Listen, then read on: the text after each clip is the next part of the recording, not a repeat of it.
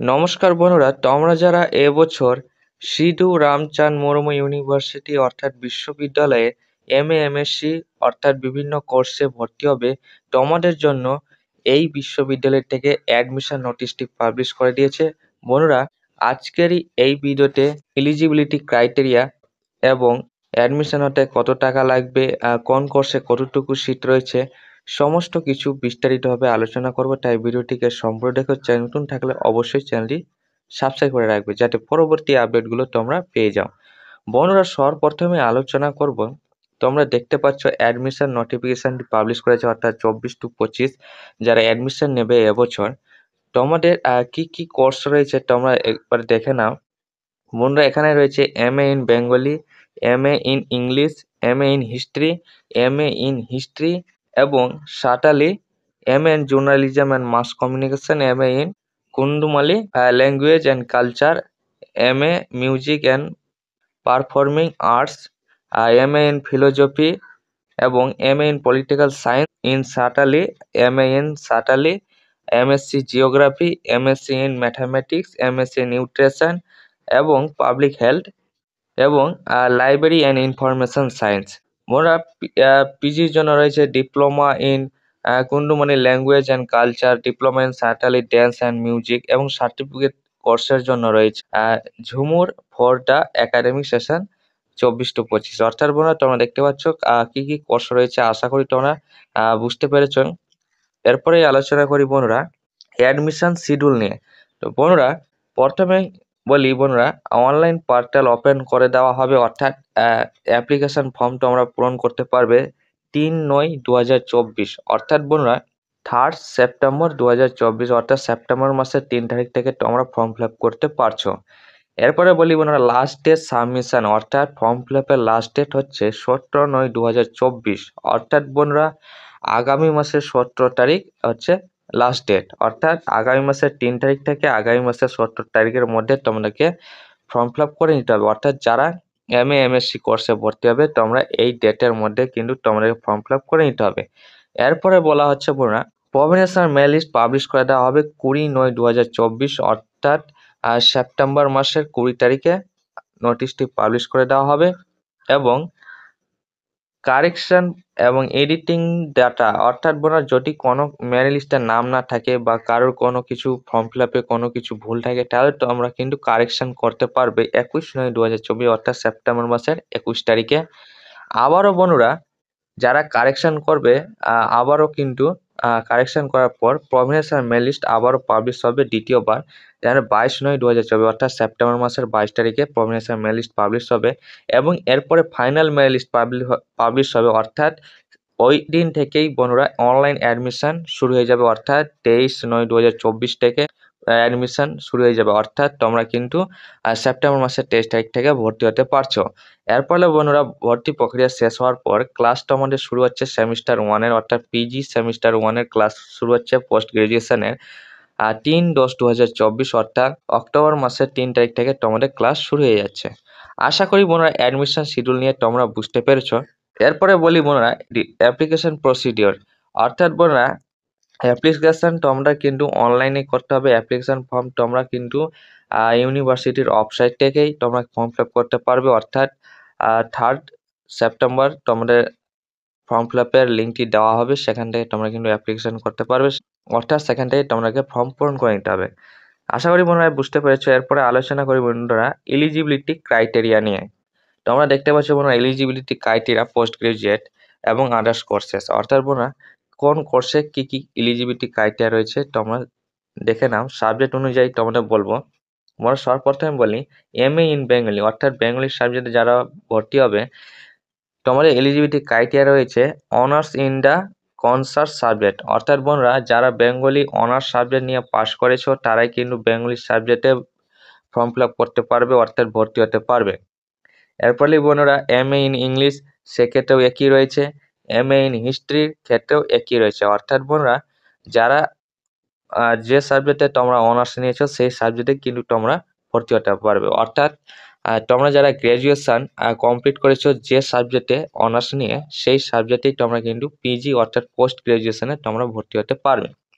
এরপরে বন্ধুরা MA in history and Santali, honours in history and Santali, তোমরা যে সাবজেক্টে অনার্স হয়েছে সেই সাবজেক্টে তোমরা ভর্তি হতে পারবে। এবং MA in mass journalism and mass communication, honours in any discipline, অর্থাৎ বন্ধুরা তুমি যে কোনো সাবজেক্টে অনার্স নাও, তুমি গ্র্যাজুয়েশন যে কোনো সাবজেক্টে অনার্স নিয়ে তুমি কমপ্লিট করো অর্থাৎ পাস করো, তোমরা কিন্তু জার্নালিজম আর মাস কমিউনিকেশনে যারা ভর্তি হবে তারা কিন্তু ফর্ম ফিল আপ করতে পারবে। অর্থাৎ বন্ধুরা জার্নালিজম মাস কমিউনিকেশনে ভর্তি হওয়ার জন্য তোমরা কিন্তু ফর্ম ফিল আপ করতে পারবে। এরপরে বলি বন্ধুরা MA in Kudmali language and culture. এখানে বলি বন্ধুরা প্রথমে বলা হচ্ছে 3 year honours graduate in Kudmali, অর্থাৎ কুন্ডুমালি সাবজেক্টে 3 বছরের গ্র্যাজুয়েশন কমপ্লিট হওয়া দরকার। দ্বিতীয়ত বলছে বন্ধুরা 3 ইয়ার প্রোগ্রাম গ্র্যাজুয়েট ইন কুন্ডুমালি, অর্থাৎ যারা জেনারেল 3 বছরের অর্থাৎ পাস কোর্সে যারা পড়াশোনা করেছো অর্থাৎ গ্র্যাজুয়েশন কমপ্লিট করেছো তারা কিন্তু এই সাবজেক্টে তোমরা ফর্ম ফিল আপ করতে পারবে। আরও বলা হচ্ছে আপনারা 3 year graduation in discrete with PG diploma in Kudmali, 1 year Kudmali language, 1 year Kudmali language and culture, অর্থাৎ যারা ডিপ্লোমা পড়াশোনা করেছো 1 বছরের যে কোর্সটি ছিল সেই ডিপ্লোমা যারা পাস করেছো তারা কিন্তু এই সাবজেক্টের জন্য ফর্ম ফিল আপটি করতে পারবে। আশা করি বন্ধুরা এই বিষয়টি তোমরা বুঝতে পেরেছো। এরপরে বলি বন্ধুরা MA in music and performing arts, এর ক্ষেত্রে বলা হচ্ছে বন্ধুরা অনার্স ইন এনি ডিসিপ্লিন, অর্থাৎ তুমি যে কোনো সাবজেক্টে অনার্স পাস করো, performance will be given to the candidate having certificate and diploma in music and performance arts. অর্থাৎ বন্ধুরা আরও বলা হচ্ছে যারা সার্টিফিকেট এবং ডিপ্লোমা পড়াশোনা করেছে অর্থাৎ 1 বছরে যারা কোর্স কমপ্লিট করেছে তারাও কিন্তু এই সাবজেক্টে তোমরা কিন্তু ফর্ম ফিল আপ করতে পারবে। এরপরে বলা হচ্ছে আপনারা MA ইন ফিলোজফি অ্যান্ড সার্টালি, অর্থাৎ ফিলোজফি সাবজেক্টে ভর্তি হবে, অনার্স ইন ফিলোজফি অ্যান্ড সার্টালি, অর্থাৎ বোনা এলিজিবিলিটি ক্রাইটেরিয়া রয়েছে যে সেই সাবজেক্টে যারা অনার্স নিয়েছো অর্থাৎ ফিলোজফি গ্র্যাজুয়েশন কমপ্লিট করেছো সে তারাই কিন্তু এই ফিলোজফি সাবজেক্টে তোমরা কিন্তু ফর্ম ফিল আপটি করতে পারবে। এরপরে বলা হচ্ছে আপনারা MA ইন পলিটিক্যাল সায়েন্স, এক্ষেত্রেও কিন্তু একই রয়েছে। MA ইন সার্টালির ক্ষেত্রেও কিন্তু একই রয়েছে। MSc জিওগ্রাফির ক্ষেত্রেও একই রয়েছে। MSc ইন ম্যাথামেটিক্সের ক্ষেত্রেও কিন্তু একই রয়েছে, অর্থাৎ তুমি যে সাবজেক্টে অনার্স পাস করেছো গ্র্যাজুয়েশনে সেই সাবজেক্টেই তোমরা কিন্তু ভর্তি হতে পারবে।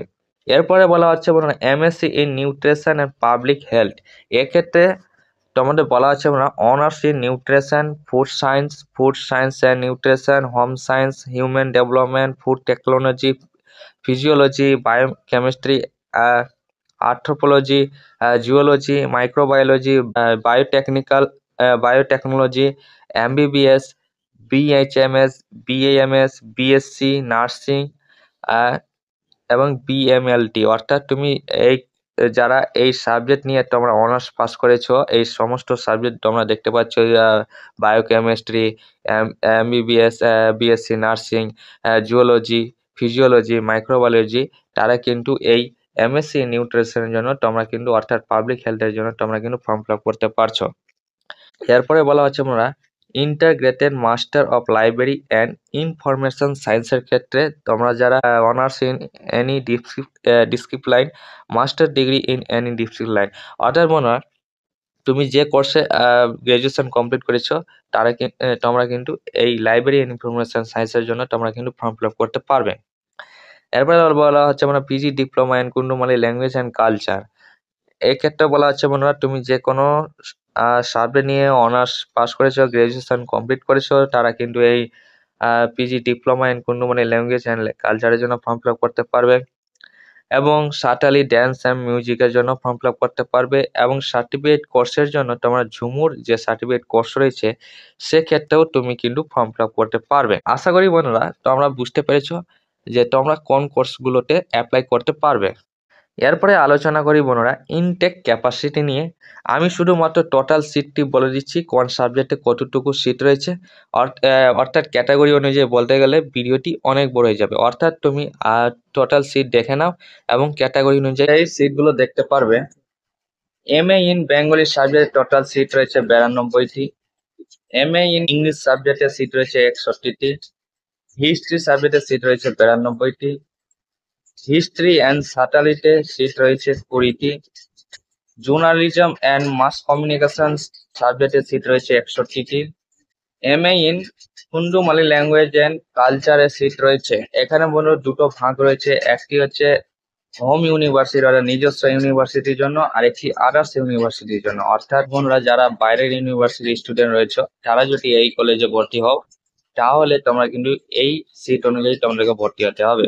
তো বন্ধুরা হোম ইউনিভার্সিটি অর্থাৎ SRCMUG এর সিট রয়েছে 60টি, আদার্স এর সিট রয়েছে 15টি।